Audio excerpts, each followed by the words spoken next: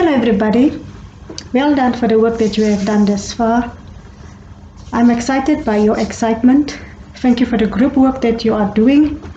I can see that you are putting much effort into that. Thank you so much. We have established the kingdom of God, the pattern of God's kingdom, God's people, God's place, God's rule, and I have asked you to work in your groups in Genesis 1 and Genesis 2 to look at what do we learn about humanity, what do we learn about God's rule, God's world, and what do we learn about living under God's rule. So I want to give a very short lesson on that and to help you to verify the work that you have done in your groups. So if we look first of all, that what do we learn about humanity? So in the Genesis 1 and Genesis 2 account, in Genesis 1, we see that humanity is made in God's image. I hope that you can read this.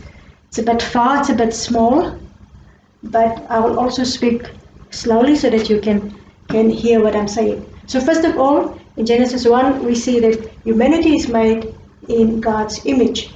Secondly, that humanity is created by God. We didn't come into existence by ourselves. God created humanity. Secondly, humanity is made to be relational, to be in relationships. And God made humanity to rule. God made humanity to be male and female.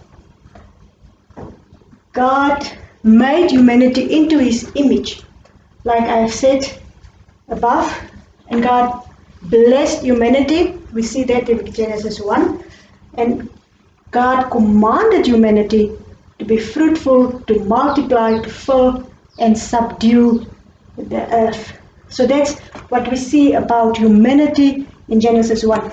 If we look into the Genesis 2 account and we see what happened there, was that humanity was created from dust. We also find there that God breathed life into humanity. And then He put humanity in Eden, in the Garden of Eden, to work and to care for the garden. He also put them under a command: do not eat of the tree of knowledge of good and evil. And then we also find that there's a threat: if you do eat of this tree, that you will surely die. So we see in Genesis, this is not in the Genesis 1 account, but it is in the Genesis 2 account that they are put under a threat of judgment. If they eat of the tree of good and knowledge, then they will surely die. So this threat is not yet, they're not yet under judgment. It's just a threat. If they do it, then they will be under the threat of judgment. Then we also see in the Genesis 2 account that it is not good to be alone. And then Adam gets to name the animals. And then also that God designed humanity, husband and wife, to be one flesh. So that's what do we learn about humanity.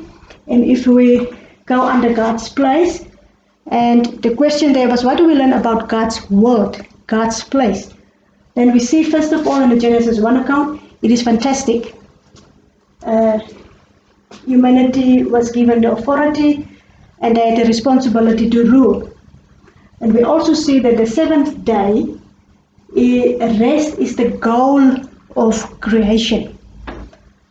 And then in the Genesis 2 account about God's place, when we see that it is wonderful, there is bountiful of fruits and plants and things that they could eat.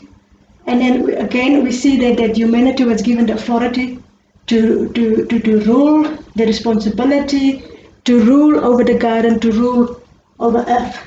And then if we look at the last part, what do we learn about living under God's rule? Then we will see that, let me just move it a bit so that you can have a view on the board.